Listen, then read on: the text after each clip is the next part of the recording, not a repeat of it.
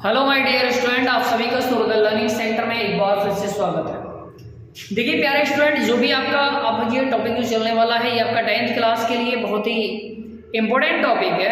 ये इम्पोर्टेंट इस लिहाज से है क्योंकि ये टॉपिक बहुत कम क्वेश्चंस के साथ में अपना बहुत अच्छा वेटेज रखता है।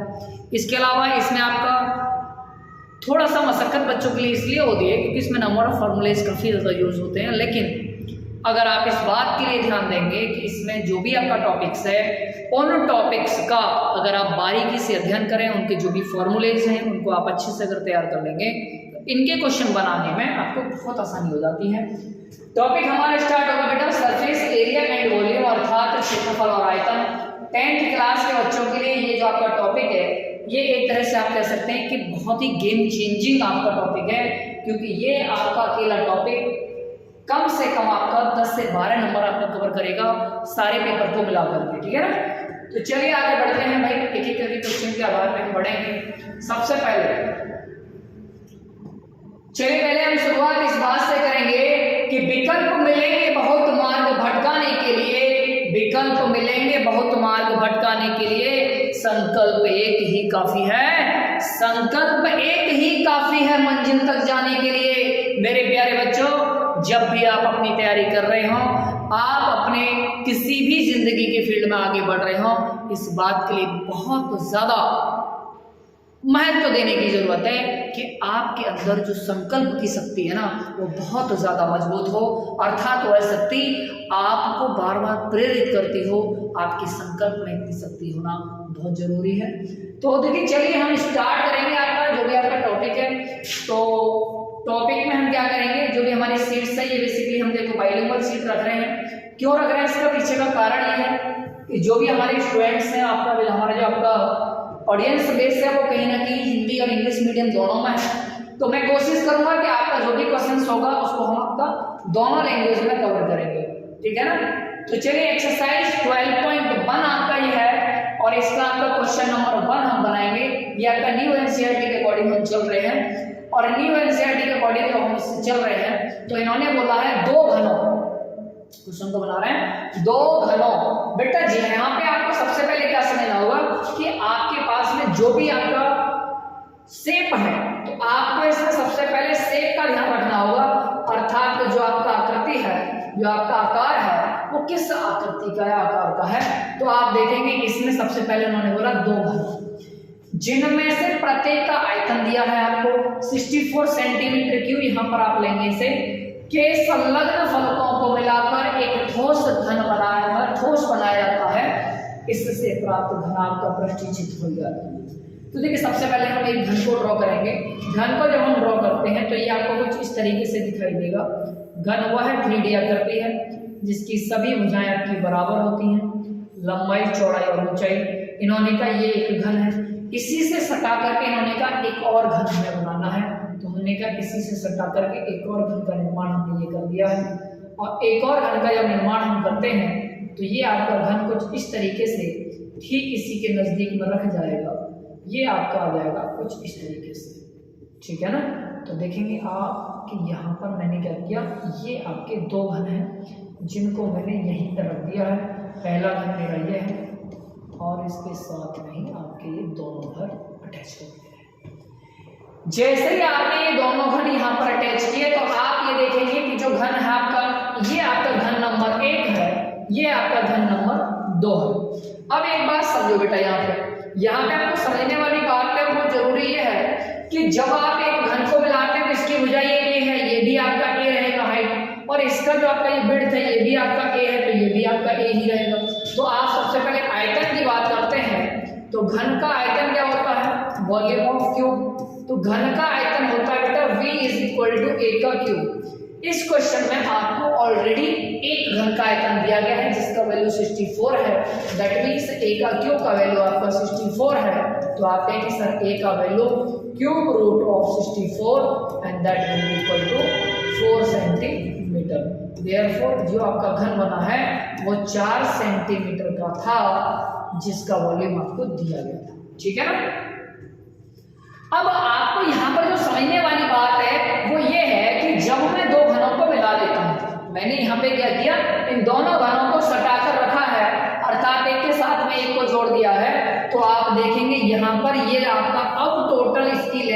दी हो गई है, ना तो इसका चौड़ाई बढ़ रहा है ना इसका हाइट बढ़ रहा है। आपने दो चीजें देखी, तीन चीजें, तीन में से एक में चेंज आ गया, अर्थात ये बढ़कर के अब 2a हो गया है। तो अगर ये a आपका 4 है और ये भी आपका a है, तो दोनों मिलकर के आपका कितना हो जाएगा? तो आप कहेंगे सर 8 सेंटीमीटर। अब आप देखेंगे, अब जो ये आकृति दिख रही है, अब ये बेटा घन भी है। ये आकृति आपका कौन सा आकृति है? तो आप कहेंगे सर ये जो आकृति है ना, ये आपका घनाभ आकृति है। कौन सा आकृति बेटा? घनाभ। अब घनाभ आकृति के लिए प्राप्त घनाभ आकृति के लिए आप देखेंगे कि घनाभ आकृति के लिए लंबाई कितनी हो जाएगी? ये इसका लेंथ हो जाएगा, तो आप कहेंगे 8 सेंटीमीटर होगा। वही इसका चौड़ाई कितना हो जाएगा? तो आप कहेंगे सर चौड़ाई यहाँ पे a था पहले, अब भी a है, अर्थात ये आपका 4 सेंटीमीटर रहेगा। हाइट कितना है? पहले जितना था, पहले हाइट उतना ही अब है, अर्थात ये भी 4 सेंटीमीटर। यहाँ तक आपको सारे पैरामीटर्स मिल गए, लेकिन अब इन्होंने आपसे पूछा क्या है वो समझ लीजिए। इन्होंने कहा है कि इससे प्राप्त घनाभ का पृष्ठीय क्षेत्रफल ज्ञात कीजिए। बेटा अब जो घनाभ मिला है ना, इसका पृष्ठीय क्षेत्रफल ज्ञात करना है, तो घनाभ का पृष्ठीय क्षेत्रफल का फॉर्मूला लगा दो। घनाभ का पृष्ठीय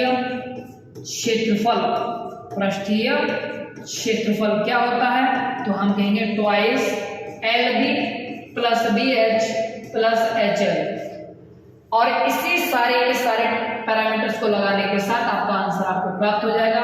ट्वाइस LB 8 LB, इन दोनों को मल्टीप्लाई करेंगे तो आप कहेंगे सर 32 हो गया। इन दोनों को मल्टीप्लाई करेंगे तो आप कहेंगे सर 16 हो गया, और इन दोनों को मल्टीप्लाई करेंगे तो भी आप कहेंगे सर ये 32 हो गया। तो L इंटू B अर्थात आपका 32, B इंटू H अर्थात आपका 16 एंड H इंटू L अर्थात ये भी आपका 32 हो जाएगा। आप इन सभी को ऐड करेंगे, 32 32 आपका 64 हो जाएगा, 64 का 16 आपका कितना हो जाएगा बेटा? 80 हो जाएगा। 80 का 2 में आप मल्टीप्लाई करेंगे, 2 into 80 that will be equal to 160 centimetre square and that will be the answer of your given question. ठीक है ना? तो इस प्रकार से आपने देखा कि ये जो क्वेश्चन है, इस क्वेश्चन को सबसे पहले आपको ये समझना होगा कि इस क्वेश्चन में आपका जो भी पैरामीटर्स दिए गए थे उसी के आधार पर एक आप डायग्राम ड्रॉ करेंगे। इस डायग्राम की हेल्प से आप बाकी पैरामीटर्स हैं उन्हें फाइंड करेंगे। जैसे आपको पैरामीटर्स मिल जाएंगे आपका आंसर बहुत आसानी से मिल जाएगा। इसी के साथ में क्वेश्चन नंबर आपका 2 बनाएंगे। तो अभी आपका इस क्वेश्चन को आप नोट डाउन कर लीजिए, इसके बाद में क्वेश्चन नंबर 2 की ओर चलते हैं। ठीक है ना? तो चलिए क्वेश्चन नंबर 2 की ओर चलते हैं। नेक्स्ट क्वेश्चन बेटा आपका अगला कुछ इस प्रकार से है। देखिए एक्सरसाइज आपका वही चल रहा है, उसका ही दूसरा क्वेश्चन है। आप इस क्वेश्चन को चाहे तो एनसीईआरटी से मैच कर सकते हैं। दूसरा, मैं आप लोगों से एक बात जरूर करूंगा कि आप लोग क्या करें, जो भी आप अभी इस चैनल को देख रहे हैं, इस चैनल को आप जरूर सब्सक्राइब कर लीजिए, क्योंकि मैं आपको इस बात का विश्वास दिलाता हूं कि आपके एग्जाम से रिलेटेड एक भी चीज इस चैनल के द्वारा आपका छूटने वाला नहीं है। हर चीज आपको कवर कराई जाएगी। पूरा का पूरा मैथमेटिक्स आपको इस चैनल पर फ्री ऑफ कॉस्ट मिलेगा, और ये जो आपका कंटेंट मिलेगा एकदम आपका A to Z 0 to एक तरह से कह सकते हैं बेसिक्स टू एडवांस लेवल का जो भी चीजें हैं वो आपको कंप्लीट इसमें मिलेगा। ठीक है ना? चलो क्वेश्चन नंबर अगला देखते हैं। क्वेश्चन नंबर अगला क्या कह रहा है? इन्होंने कहा कोई बर्तन एक खोखले अर्धगोले के आकार का है जिसके ऊपर एक खोखला बेलन अध्यारोपित है। अर्धगोले का व्यास 14 सेंटीमीटर है और इस बर्तन की कुल ऊंचाई 13 सेंटीमीटर है। इस बर्तन का आंतरिक पृष्ठीय क्षेत्रफल ज्ञात कीजिए। पहले हम क्या करेंगे, दी गई जानकारी के आधार पर जैसे उसने बोला है वैसे ही एक आपका डायग्राम ड्रॉ करेंगे। इन्होंने कहा एक बर्तन एक खोखले अर्धगोले के आकार का है। सबसे पहले खोखले अर्धगोले को आप बनाएंगे तो आप कहेंगे सर जो हमारा अर्धगोला है वो कुछ इस प्रकृति का होगा। आपने अर्धगोला बना दिया है। अर्धगोला बनाने के बाद में इन्होंने कहा कि ये जो अर्धगोला है इसके ऊपर क्या कह रहा है, इसके ऊपर एक खोखला बेलन अध्यारोपित है। तो बेटा इसके ऊपर अगर आपने बेलन को अध्यारोपित किया है तो वो कुछ इस प्रकार से रहा होगा। तो इन्होंने इसके ऊपर एक बेलन बना दिया। ठीक, जैसे ये बेलन आपका बनता है तो आप देखेंगे कि यहाँ पर ये हमारा बेलन बन गया है। अच्छा, ये आपका सेंटर मान लिया जाए तो ये इसका सेम सेंटर दोनों का रहा होगा क्योंकि एक दूसरे के ऊपर अध्यारोपित किए गए हैं। अब यहाँ से देखेंगे दोनों खोखले हैं। बाकी की जानकारी क्या है, इन्होंने कहा अर्धगोले का व्यास 14 सेंटीमीटर है, तो इसका अर्थ ये हो गया कि बेटा यहाँ से लेकर के यहाँ तक ये आपका त्रिज्या है आर, आर का वैल्यू क्या हो जाएगा, तो आप कहेंगे सर 14/2 अर्थात 7 सेंटीमीटर हो जाएगा।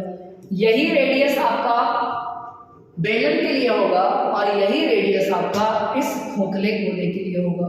यहाँ तक भी कोई समस्या नहीं होनी चाहिए। अब इसके बाद में इन्होंने कहा है इस बर्तन की कुल ऊंचाई 13 सेंटीमीटर। बेटा एक बात समझो, अगर इस बर्तन की कुल लंबाई आपका 13 सेंटीमीटर है तो आप यहाँ से यहाँ तक की पहले हाइट देखेंगे, तो आप देखेंगे यहाँ से यहाँ तक का जो हाइट है, ये हाइट आपका इसके रेडियस के ही बराबर होगा, क्योंकि किसी भी पॉइंट पे जाएंगे आप प्रदीप पर तो वो हमेशा आपका रेडियस देता है। तो ये आपका 7 सेंटीमीटर अगर हुआ तो इसका मतलब ऊपर वाला कितना हो जाएगा आपका एच का वैल्यू, तो आप कहेंगे height of cylinder will be equal to 6 centimetre. अब यहाँ से आपको दो आकृति मिल गई। पहले हम बात कर रहे हैं गोले के लिए, अर्धगोले के लिए, बेसिकली ये कहेंगे अर्धगोले के लिए, अर्धगोले के लिए। अर्धगोले के लिए क्या पैरामीटर्स है, तो आप देखेंगे अर्धगोले के लिए रेडियस आपका कितना है, तो आप कहेंगे सर 7 सेंटीमीटर है, ठीक है ना। दूसरा, अब हम बात करेंगे खोखले बेलन के लिए, खोखले बेलन के लिए, ठीक है ना। हॉलो सिलेंडर आपका दिया गया है, इसके लिए रेडियस जो होगा वो बेटा आपका कितना होगा, ये फिर से 7 सेंटीमीटर होगा और इसका जो हाइट है वो कितना हो जाएगा 6 सेंटीमीटर, ठीक है ना। अब यहां से क्वेश्चन में आपने जो भी जानकारी थी उसके आधार पर सारी बातें बना ली हैं। अब हम बात करेंगे पूछा गया है, तो आप देखेंगे क्वेश्चन में पूछा गया बेलन का आंतरिक पृष्ठीय क्षेत्रफल। बेटा आप ये अच्छे से जानते हैं, जब मैं इस बेलन के आंतरिक पृष्ठीय क्षेत्रफल की बात करूंगा तो इसके अंदर अंदर वाले पोर्शन की बात कर रहा हूं, तो आप देखेंगे ये आपका एक घुमावदार आकृति है। घुमावदार को क्या कहा जाता है, घुमाव शब्द जहां आ जाए तो आप समझ लीजिए वो आकृति कैसी आपकी वक्र है। कैसे बेटा, वक्र है। ऐसे ही अगर मैं इसकी बात करूं, इसका भी आंतरिक आपका अंदर अंदर का पूछा है तो इसका भी आपका वक्र है, इसका भी आपका वक्र है, दोनों के दोनों का आपका वक्र पृष्ठ ही आपको देना है। तो आकृति का आंतरिक वक्र पृष्ठीय क्षेत्रफल क्या आ जाएगा, तो आप कहेंगे सर आंतरिक वक्र पृष्ठीय, आंतरिक पृष्ठीय क्षेत्रफल की बात हो रही है, आंतरिक पृष्ठीय क्षेत्रफल होगा वो आपका कितना हो जाएगा, तो आप देखेंगे आंतरिक पृष्ठीय क्षेत्रफल आपका हो जाएगा आंतरिक पृष्ठीय क्षेत्रफल। तो बेटा हम लगाएंगे खोखले बेलन के लिए आंतरिक पृष्ठीय क्षेत्रफल, तो आप कहेंगे सर इसका होता है 2πr/h प्लस आपका लगाएंगे हम आपका अर्धगोले के लिए, तो बेटा ये कितना होता है आपका 2πr², ठीक है ना। सबको आप फॉर्मूले के साथ में सब्स्टिट्यूट कर दीजिए। 2 × पाई का वैल्यू आपका 22/7 होता है, आर का वैल्यू आपको दिया गया है 7, इसका वैल्यू आपको 6 दिया गया है। 2 × ये आपका अगेन 22/7 हो जाएगा पाई का वैल्यू, आर का वैल्यू 7 है, स्क्वायर लगा है तो मैं इसे 2 बार लिखूंगा, ठीक है ना। अब देखिए क्या कोई आपका कैंसिल आउट हो रहा है, तो आप देखेंगे ये इससे कैंसिल आउट हो गया है, ये वाला इससे आपका कैंसिल आउट हो गया है। आप इन सबको मल्टीप्लाई करेंगे, 22 × 2 = 44, 44 का 6 में करेंगे तो 6 × 4 = 24, 6 × 4 = 24 और 2 = 26 प्लस 22 × 2 = 44 × 7, 7 × 4 = 28, 7 × 4 = 28 और 2 = 30।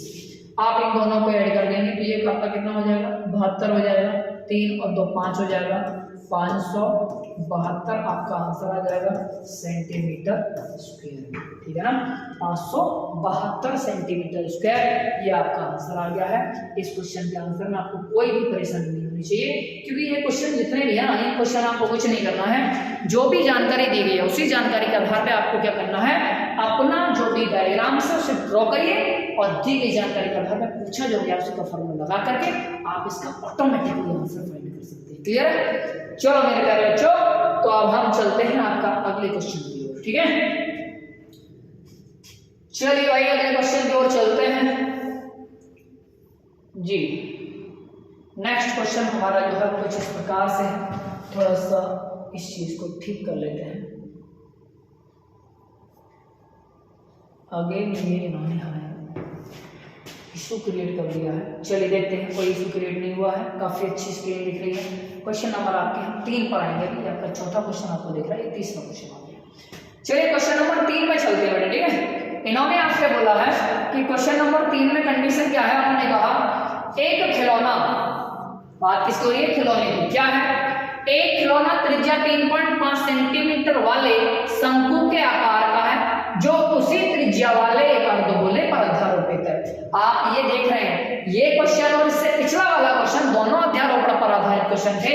एक आपका अर्धगोले पर इस बार पहले जो लगाया गया था आपका खोखला बेलन था, लेकिन इस बार जो लगाया गया है वो क्या लगाया गया है? शंकु लगाया गया है। क्या लगाया गया बेटा? शंकु लगाया गया है। अब इन्होंने कहा कि ये जो शंकु है इसकी त्रिज्या आपको दी गई है। शंकु की त्रिज्या कितनी है? तो आप कहेंगे सर यहाँ पर शंकु की त्रिज्या r है, इसकी हाइट h है और ये आपका l माना जाता है त्रिज्या। तो यहाँ पर भी आपका दो आकृति है, एक आकृति है, दूसरा आकृति है। ठीक है, जो उसी त्रिज्या के अर्धगोले पर आधारित है। अर्थात यहाँ पर शंकु के बारे में क्या क्या जानकारी है उसे आप लिख लीजिए। शंकु के लिए जो भी पैरामीटर्स हैं उन्हें हम लिखेंगे। तो शंकु के लिए बेटा त्रिज्या कितना दिया है? तो आप कहेंगे सर 3.5 सेंटीमीटर है। इसके बाद उन्होंने कहा इस खिलौने की संपूर्ण ऊंचाई दे रखी है, इस खिलौने का संपूर्ण पृष्ठीय क्षेत्रफल। तो बेटा अब अगर इसकी ऊंचाई यहां से लेकर के यहां नीचे बेस तक ये आपका टोटल 15.5 सेंटीमीटर है, तो आप देखेंगे इसमें से ये जो पोर्शन निकल गया, ये पोर्शन कितना निकलेगा? तो आपका 3.5, आपका ये भी आपका नीचे को 3.5 रहा होगा क्योंकि त्रिज्या हर जगह समान है। 3.5 इसमें से हटा देंगे तो बेटा ये ऊपर कितना बचेगा? तो आप कहेंगे सर ये आपका जो ऊपर बचेगा वो आपका 12 सेंटीमीटर बचेगा। कितना बचेगा? 12 सेंटीमीटर बनेगा। इसका मतलब शंकु की ऊंचाई आपका 12 सेंटीमीटर आ जाएगी। अब इन्होंने कहा खिलौने का संपूर्ण पृष्ठीय क्षेत्रफल ज्ञात करना है। तो आपको अच्छे से पता है कि जब मैं इसका संपूर्ण पृष्ठीय क्षेत्रफल निकालूंगा तो एक तो मुझे शंकु का बाहर का ही क्षेत्रफल मिलेगा क्योंकि बीच वाला भाग तो उसके साथ अटैच है। तो आप केवल इस एरिया को निकालेंगे। ऐसे ही इसके लिए मैं इस एरिया को निकालूंगा, अर्थात ये इसका वक्र है और ऐसे ही ये भी इसका क्या बेटा? वक्र पृष्ठ है। यहाँ का कोई भी दूसरा सतह नहीं आ रहा। तो इसके बाद हम बात कर लेते हैं आपका अर्धगोले के लिए। अच्छा एक चीज और है कि यहाँ पर ना अगर मैं बात कर रहा हूँ आपका वक्र पृष्ठ के लिए, वक्र पृष्ठ के लिए शंकु के लिए हमेशा आपको L की जरूरत पड़ती है क्योंकि आपका वक्र पृष्ठ का फॉर्मूला शंकु के लिए पाई RL होता है। और इसलिए अगर आपको L निकालना है तो L के लिए आप लगाएंगे h² + r² का रूट। तो इस फॉर्मूले का हम प्रयोग करेंगे तो आप देखेंगे 12 का स्क्वायर है प्लस 3.5 का स्क्वायर है और आप इसे थोड़ा सा हल करेंगे तो 12 का स्क्वायर 144 प्लस आपका 35 का स्क्वायर आप लगाएंगे तो 25 आप लिख देंगे, 3 चौका 12 अर्थात 12.25। इन सबको आप ऐड करेंगे तो ये हो जाएगा आपका 0.25, 4 और 2 आपका 6 हो जाएगा, 4 और 1 5 और ये आपका 15 156। तो आप देखेंगे कि आपका बन जाएगा बेटा 125 के लिए कितना बन जाएगा? ये आपका बन जाएगा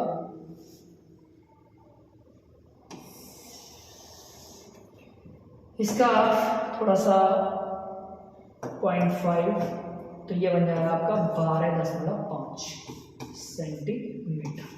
ये आपने यहाँ तक ना दो चीजें आप जो आपकी जानकारी दी है उसके आधार पे आपने इतनी चीजें निकाल दी हैं। आपने यहाँ पे L को फाइंड कर लिया, आपने यहाँ पर आपका H और R ये सारी चीजें दी गई, शंकु के लिए पूरी जानकारी इकट्ठी हो गई है। इसी के साथ में ही हम आपका क्या करेंगे, इसके साथ में ही आपका अर्धगोले के लिए जो जानकारी है वो भी आपका इकट्ठा करेंगे। तो आप देखेंगे यहाँ पर जो अर्धगोला है, अर्धगोले के लिए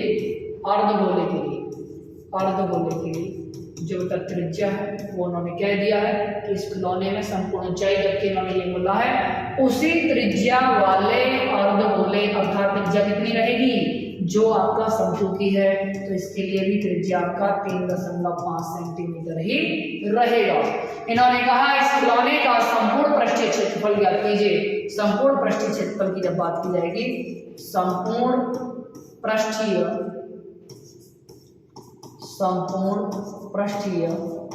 क्षेत्रफल, तो ये हो जाएगा बेटा संपूर्ण पृष्ठीय क्षेत्रफल पाई RL, क्योंकि आपका वक्र है, इधर इसका भी वक्र है अर्धगोले का, तो आप कहेंगे सर ये हो जाएगा 2 पाई r²। लगा लीजिए, पाई का वैल्यू आपको पहले ही पता है कि 22/7 है। ऐसे ही आपका r का वैल्यू आपको 3.5 दिया गया है। वहीं आपका ये जो आपको जानकारी दी गई है उस जानकारी के आधार पर आपका एल का वैल्यू हमने जो फाइंड किया वो 12.5 आया था, प्लस 2 × 22/7 और अगेन आपका यहाँ पर आर का जो वैल्यू होगा वो 3.5 का स्क्वायर। ठीक है, अगर मैं इसे काटता हूँ तो 7 से आपका 0.5 बार कट जाएगा और ये आपका 22 पंजे 110 अर्थात आपका 11 रह जाएगा और इसका 12.5 में मल्टीप्लाई करेंगे, प्लस ये आपका 44/7 और आप इसे लिख देंगे 3.5 गुणा 3.5। 7 से अगेन आप इसे काटेंगे 0.5 बार कट जाएगा, ये आपका 22 हो जाएगा।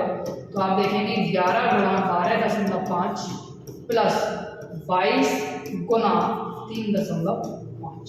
ठीक है ना, आप इसको हल कर दीजिए, आप देखेंगे 11 पंजे 55, 11 दूना 22 और 5 27, 11 × 11 और 2 13, 137.5 प्लस 22 पंजे 110, 22 के 66 और 11 आपका 77 पॉइंट इधर आ जाएगा।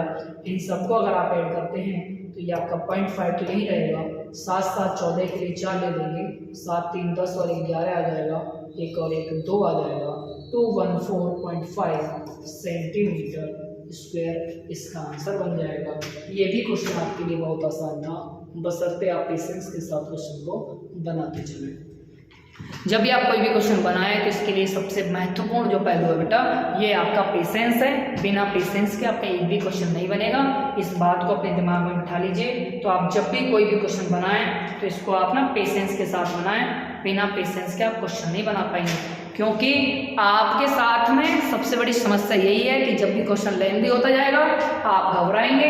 आप अगर घबराए तो क्वेश्चन का आंसर किसी भी हालात में आना नहीं है, आपको बस चलते जाना है, चलते जाना है और चलते जाना है। ठीक है, क्वेश्चन पढ़ो, डायग्राम बनाओ, फिर उसके बाद देखो क्या पूछा गया, उसी के आधार पर पैरामीटर्स क्या क्या चाहिए, फॉर्मूला लगाओ, कैलकुलेशन करो, आंसर आ जाएगा। ठीक है ना, बहुत आसान बातों में हम आपका आगे बढ़ते हुए चल रहे हैं। तो चलिए नेक्स्ट क्वेश्चन की ओर चलते हैं। बाकी आप इस क्वेश्चन को आराम से आप बना लीजिए। ठीक है ना, जो भी आपकी बात सामने आपको दिख रही है सारी चीजें आपको क्लियरली बता दी जा रही है। नेक्स्ट क्वेश्चन की ओर मैं चलता हूँ। क्वेश्चन नंबर अगला आपसे कहा जा रहा है, क्वेश्चन नंबर 4 है। क्वेश्चन नंबर 4 आपका स्क्रीन पर कुछ इस प्रकार से जी। क्वेश्चन नंबर 4 आपका आ गया है, ये हट जाए यहाँ से ज़्यादा बेहतर रहेगा, जिससे कि हम आपका और भी अच्छे तरीके से रिप्रेजेंटेशन कर सकते हैं ना। भाई साहब हट जाए तो ज़्यादा बेहतर है, नहीं हट रहे हैं, चलिए कोशिश करता हूँ। अब भी नहीं हट रहे जी, चलिए हट गए, बहुत अच्छा। चलिए प्यारे बच्चों अगले क्वेश्चन की ओर चलते हैं। तो प्यारे बच्चों अगला क्वेश्चन आपका जो दिया जा रहा है वो ये कह रहा है कि भुजा 7 सेंटीमीटर वाले एक धनाकार ब्लॉक के ऊपर एक अर्धगोला रखा हुआ है, अर्धगोले का अधिकतम व्यास क्या हो सकता है। पहली बात हम क्या करेंगे, एक घनाकार ब्लॉक को ड्रॉ करेंगे। घनाकार ब्लॉक का अर्थ हो गया कि वह ब्लॉक जिसकी तीनों भुजाओं की लंबाइयां क्या हो, समान हो। तो आप देखेंगे तीनों ब्लॉक की लंबाइयां तीनों भुजाओं की लंबाइयां बराबर है, तो ये बन गया हमारा क्या बेटा, एक घन। ये मेरा क्यूब आपका बन गया है। अब इन्होंने आपसे बोला है कि घनाकार ब्लॉक के ऊपर क्या रखा गया, एक अर्धगोला। अर्धगोला इसके ऊपर रखना है आपको। तो आप देखेंगे अर्धगोला ना, इसके बाद उन्होंने कहा अधिकतम व्यास क्या हो सकता है। तो बेटा अर्धगोला का ऊपर वाला जो सतह है ना वो आपको कुछ इस प्रकार का दिखेगा और इसके ऊपर आपको अर्धगोला रखना है। तो अर्धगोला आपका कैसा होता है, नीचे से आप देखेंगे इस आकृति का। तो आपका अर्धगोला जो है वो इस आकृति का होता है। तो ये जो आपका सतह दिख रहा है ना, ये वाला सतह, ये सतह आपका ठीक ऐसा दिखता है। अब इसको आपका इसमें फिट करना है। तो मैक्सिमम फिट करने की कंडीशन क्या है कि ये आपका इधर भी टच हो, ये आपका इधर भी टच हो, इधर भी टच हो, इधर भी टच हो, ऐसे। तो आप देखेंगे ये आपका जो एरिया है, इस एरिया को ये आपका कवर कर लेगा। अर्थात ऊपर वाला जो सतह है उस पर जब मैं आपका कोई भी घनाभ के ऊपर आपका अर्धगोला बनाऊंगा तो वो कुछ इस आकृति का बनेगा और ये कुछ आपका इस तरीके से इस तरह रख जाएगा। क्लियर है। अब यहीं से आप कंडीशन आगे की समझिए। उन्होंने पूछा है पहली बात कि अधिकतम व्यास क्या हो सकता है। तो देखो आप क्लियरली जानते हैं व्यास क्या होता है, एक सिरे से दूसरे सिरे तक की दूरी जो उसके सेंटर से पास होती है। तो आप देखेंगे इसका अधिकतम व्यास इसकी भुजा के बराबर ही होगा। तो पहले प्रश्न का आंसर हो जाएगा अधिकतम व्यास बराबर अधिकतम व्यास बराबर घन की भुजा की लंबाई। क्या होगा बेटा? घन की भुजा की लंबाई, घन की भुजा की लंबाई। अब आप कहेंगे सर घन की भुजा, तो बेटा ये आपको ऑलरेडी क्वेश्चन में दिया गया, भुजा की लंबाई कितनी है? 7 सेंटीमीटर। अर्थात आपका जो भी ये आपका व्यास पूछ रहा है इसकी लंबाई भी कितनी होगी? 7 सेंटीमीटर। यहाँ तक तो आपको समस्या है। इसके बाद इन्होंने कहा कि इस प्रकार बने ठोस का पृष्ठीय क्षेत्रफल ज्ञात कीजिए। तो पृष्ठीय क्षेत्रफल की बात करेंगे, ठोस का पृष्ठीय क्षेत्रफल, पृष्ठीय क्षेत्रफल। तो बेटा एक बात समझनी यहाँ पे ना ध्यान से, बहुत ज्यादा केयरफुली। जो मेरा घन है इसमें आपके जो टोटल सतह है, सतह अर्थात आपका फेस कितने हैं? तो आप कहेंगे सर इसमें मेरे जो फेस हैं वो आपके हैं 6। ये आपके जो 6 फेस हैं, इन 6 फेस में से एक फेस ऐसा है जो ऊपर वाला है, इसके ऊपर आपने क्या कर दिया? एक आपका अर्धगोले को रख दिया है। लेकिन बाकी जो 5 फेस हैं वो तो एकदम सपाट है। अभी भी जो 5 फेस हैं वो आपके क्लियरली इस तरीके से दिख रहे हैं। इन सभी फेस का आप एरिया ऑटोमेटिकली क्लियरली निकाल सकते हैं। अर्थात ये a बाई a का एक आपका स्क्वायर है। ऐसे कितने स्क्वायर है? तो आपके इस इसमें 5 स्क्वायर है। तो बेटा 5 सतह का एरिया आपका क्लियरली विजिबल है। अर्थात ये तो आपका 5a स्क्वायर हो जाएगा, प्लस इसके बाद में अब ये आपका ब्लॉक बचता है छठा, सॉरी आपका छठा सतह जब बचता है, इस छठे सतह के लिए अगर आप क्लियरली अगर देखने की कोशिश करेंगे तो यहाँ आप देखेंगे, यहाँ पे आपका ये जो भाग है ना, ये जो कोने हैं, ये कोने कोने आपको ऊपर से विजिबल होंगे। इसके साथ साथ ये आपका जो डोम आकृति आपको दिखाई दे रही है, ये आपकी डोम आकृति आपको दिखाई देगी। तो अब आप ये समझ गए होंगे कि मुझे चाहिए इनका एरिया। अगर ये चारों कोनों का एरिया चाहिए तो आप इसको ऐसे भी समझ सकते हैं कि सर ये तो मेरा एक था स्क्वायर, उस स्क्वायर में से मुझे ये कोने कोने चाहिए, तो इसका मतलब क्या हुआ बेटा? ये आपने बीच बीच वाला हटा दिया ना, बीच बीच वाला हटाया तो बीच में है क्या? तो आप कहेंगे सर वृत्त है। तो बेटा आपका पूरे का एरिया कितना होता है? तो आप कहेंगे सर पूरे का एरिया तो a स्क्वायर है। पूरे का एरिया क्या है बेटा? a स्क्वायर है। अगर पूरे का एरिया आपका a स्क्वायर है तो a स्क्वायर में से आप एक वृत्त का हटाएंगे तो वृत्त कितना होता है? पाई आर स्क्वायर होता है। क्या होता है? पाई आर स्क्वायर। अब आपने इस सतह का निकाल लिया यहाँ पर। अब इसके बाद ये जो डोम आकृति बची है ना, इसका भी निकालना है। अब ये कौन सी आकृति है? तो आप कहेंगे सर ये आपका अर्धगोला है। अर्धगोले के लिए मेरा कौन सा पृष्ठ है? तो आप कहेंगे सर ये घुमावदार है, और घुमाव का मतलब हो गया बेटा वक्र, अर्थात ये आपका कर्व्ड एरिया है। तो कर्व्ड के लिए आप क्या लगाएंगे? अर्धगोले के लिए 2 पाई आर स्क्वायर। अब इसको थोड़ा और मॉडिफाई करेंगे तो देखेंगे कि यहाँ पर आपका ये 5a स्क्वायर प्लस आपका a square minus pi r square plus 2 pi r square. तो अब ये देखेंगे 5 और 1 6a स्क्वायर हो गया है, प्लस यहाँ पर आपका 1 माइनस का पाई आर स्क्वायर है, 2 प्लस के पाई आर स्क्वायर, तो 1 आपका प्लस का पाई आर स्क्वायर बचेगा। वैल्यू लगा दीजिए, a का वैल्यू हो या r का वैल्यू हो। अधिकतम व्यास और घन की भुजा दोनों की लंबाई आपकी बराबर थी, तो a का वैल्यू तो आपको पता है 7 है। तो आप कहेंगे सर ये तो हो जाएगा मेरा कितना? तो आप कहेंगे सर ये हो जाएगा मेरा 6 गुना 7 का स्क्वायर प्लस पाई का मान 22/7 है। लेकिन यहाँ व्यास मेरा 7 था, तो बेटा त्रिज्या कितनी होगी? ठीक इसकी आधी। तो आप कहेंगे सर इसका वैल्यू 7/2 होगा। और क्यों कि इसका स्क्वायर है तो मैं इसको 2 बार लिखूंगा 7/2 को। तो आप इससे इसे काट देंगे, 2 से आप इसे काट देंगे 11 से 2 बार, तो 11 2 से आपका 11 बार। तो आप देखेंगे 6 गुना 7 का वर्ग 49 प्लस 11 7 77/2। ठीक है, इसको थोड़ा और हल कर देंगे तो ये आपका बन जाएगा 6 निम 54 6 चौक 24 24 और 5 29 294 प्लस इसका हाफ कर देंगे तो ये हो जाएगा आपका कितना बेटा? 38.5। कितना हो जाएगा? 38.5। आप इसको ऐड कर दीजिए, आंसर आ जाएगा 0.5 तो पीछे रहेगा, 8 और 4 12 का 2 आ जाएगा, 3 और 9 12 12 और 1 13 हो जाएगा, और 2 और 1 3 हो जाएगा। तो आप कहेंगे 332.5 सेंटीमीटर स्क्वायर इसका आंसर बन जाएगा। इसके हर एक पैरामीटर को जैसे आपको बताया गया है वैसे ही समझने की कोशिश करेंगे तो आप इस क्वेश्चन को बहुत आसानी से बना जाएंगे। अदरवाइज अगर आपने कोई भी इसमें हिट एंड ट्रायल करने का कोशिश किया तो आप क्वेश्चन के आंसर तक नहीं पहुंचोगे। ये बात अपने जहन में बिठा लीजिए। एक एक क्वेश्चन का डिटेल आंसर आपको दिया जा रहा है जिससे कि आप क्लियरली समझ पाए कौन सी चीज कहां से आ रही है, ये कोने कैसे बने, ये किस प्रकार से आकृति आपका डिजाइन किया गया है, अर्थात ये चाहता क्या है आपसे, है ना। चलिए इसी के साथ हम आपका आगे बढ़ेंगे और इसके साथ ही आगे बढ़ने के साथ साथ जो भी आपके क्वेश्चन हैं वो बनते जा रहे हैं धीरे धीरे। क्वेश्चन आपका अभी भी 4 बन चुके हैं। अगले एक्सरसाइज में आपका पहुंचने से पहले अभी भी आपके कई सारे क्वेश्चन उन्हें बनाना जरूरी है। तो चलिए देखते हैं सभी क्वेश्चन में आपकी बात जो हो रही है ये बात हो रही है बेटा अभी तक surface area and surface area की बात हुई है, कहीं भी आपका वॉल्यूम की बात नहीं हुई है। चलिए क्वेश्चन को पढ़ते हैं। क्वेश्चन बहुत ही मजेदार होने वाला है। ये जो क्वेश्चन आने वाला है इस क्वेश्चन को आप ध्यानपूर्वक पढ़ें और पढ़ने के बाद में इसको आराम से आप बना पाएंगे, लेकिन आप पहले से समझ लें। बेटा इन्होंने बोला एक घनाकार ब्लॉक के एक फलक को अंदर की ओर से काटकर एक अर्धगोलाकार गड्ढा इस प्रकार बनाया गया है।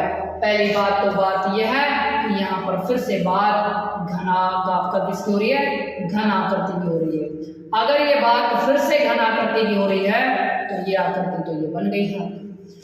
इन्होंने कहा कि एक सतह को काटकर, क्या कह रहे हैं, एक फलक को काटकर एक अर्धगोलाकार गड्ढा बनाया गया। अर्थात ऊपर से अगर मैं इसको काटने की शुरुआत करूं तो इसमें एक गड्ढा बनाना है। गड्ढा बनेगा तो ये चारों भुजाओं को टच करते हुए जाएगा इस तरीके से ऊपर वाले, और ये आपने गड्ढा क्रिएट किया है। ये अब नीचे को कितना जा रहा है तो देखिए क्या कह रहा है, इस प्रकार बनाया गया है कि अर्धगोले का व्यास, अर्धगोले का व्यास घन के एक किनारे के बराबर है। अर्थात ये जो व्यास है ये इसके घन की भुजा की लंबाई के बराबर है। तो बेटा इसकी त्रिज्या कितनी होगी, तो आप कहेंगे सर त्रिज्या इसकी क्या होगी, ठीक आधी। अर्थात ये जो आपका गड्ढा जाएगा ये इसकी आधी हाइट तक ही जाएगा। ये आपका कुछ इस ब्लॉक के अंदर इस प्रकार से बन जाएगा। बात समझ में आ रही है? थोड़ा सा इसको इमेजिन करने की कोशिश करें कि ये जो गड्ढा है ये अंदर से इस प्रकार से आपने गड्ढा बना दिया ऐसे करके, ठीक है ना। इस प्रकार से आपका गड्ढा बना है, इसमें अंदर आपने इसको काट करके निकाल दिया है। अर्थात एक आपका इस प्रकार का ब्लॉक आपने निकाल करके बाहर कर दिया है, ऐसा, ठीक है ना। ये आपने ब्लॉक निकाल करके बाहर कर दिया है। अब ये जो आपका गड्ढा बना है ये गड्ढा कहाँ है, इसके घराव कर रहा है। कितने सतह से बना है, केवल एक सतह से बना है। कितने सतह सुरक्षित है, 5 सतह सुरक्षित है। बहुत अच्छी बात है। चलिए आगे बढ़ते हैं। अर्धगोले का व्यास घन के किनारे के बराबर है। तो चलिए हम बात कर लेते हैं, पहले हम अर्धगोले की ही बात कर लेते हैं। अर्धगोला तो हमने क्या किया, यहाँ पर कोई पैरामीटर दिया नहीं तो मान लेंगे अर्धगोला के लिए क्या क्या पैरामीटर्स हम ले रहे हैं। तो हम भाई सीधी बात है इसकी त्रिज्या लेंगे। तो इसकी अगर मैं लेंथ अगर मान लेता हूं तो इसकी लेंथ मैंने मान ली L है, तो इसका जो अर्धगोले का व्यास है वो इस घन के भुजा के बराबर है। तो इसकी जो त्रिज्या है घन की भुजा की आधी हो जाएगी। दूसरी बात, इसके अलावा हमें अर्धगोले के लिए कोई और जानकारी की जरूरत नहीं। अब हम बात करेंगे इसके लिए घन के लिए, तो घन के लिए भुजा क्या हो जाएगी, तो आप कहेंगे सर भुजा की लंबाई हो जाएगी आपकी L। चलिए आगे बढ़ते हैं, फिर तो क्वेश्चन की दिक्कत ही नहीं। तो हमने बताया इसका पृष्ठीय क्षेत्रफल, शेष भाग का आपका पृष्ठीय क्षेत्रफल आपको निकालना है। पृष्ठीय क्षेत्रफल तो कितना होता है, तो भाई 5 सतह आपका सुरक्षित है तो 5 का L आपका लंबाई है तो L स्क्वायर हो जाएगा। छठे आपकी सतह ऊपर वाली है, इसको काट करके आपने हटा दिया है, अर्थात उसमें गड्ढा कर दिया है। तो आप देखेंगे यहाँ पर फिर से वही किनारों वाली कोने वाली कहानी, या फिर 4 कोने ऐसे करके ये बच जाएंगे। 4 कोने बच जाएंगे, लेकिन निकल के क्या गया है, तो आप कहेंगे निकल के ये जो गया है ये आपका एक वृत्त है। क्या है बेटा, वृत्त है। वृत्त आपने निकाल दिया है तो ए स्क्वायर में से क्या निकाला है आपने, एक वृत्त निकाला है। अर्थात ए यहाँ पर नहीं ले रहे हैं, यहाँ हम क्या ले रहे हैं, L ले रहे हैं। तो L स्क्वायर में से पाई आर स्क्वायर आपने फिर से हटा दिया है। इसके अलावा इसका आप फिर से देखेंगे तो इसमें आपका घुमावदार आकृति आ रही है। तो घुमावदार आकृति अगर आ रही है तो इसके लिए क्या लेंगे बेटा, 2 पाई r स्क्वायर, अर्ध को लेकर, ठीक है ना। नेक्स्ट पैरामीटर्स लगा दीजिए फिर से, ये 5 और 1 आपका 6l स्क्वायर हो जाएगा। इसके अलावा सेम वही कंडीशन पिछले क्वेश्चन की तरह, ओनली पाई r स्क्वायर बचेगा। 6l स्क्वायर तो आपका है ही है, इसके अलावा आपका पाई, अब यहाँ पर r का वैल्यू लगा दीजिए, r का वैल्यू आप लेंगे सर l/2 का स्क्वायर है, l/2 लेंगे और l/2 के साथ में क्या ले लेंगे, आपका स्क्वायर भी ले लेंगे, l/2 का स्क्वायर। ये हो जाएगा बेटा आपका 6l स्क्वायर प्लस आपका ये हो जाएगा पाई l स्क्वायर बाई 4।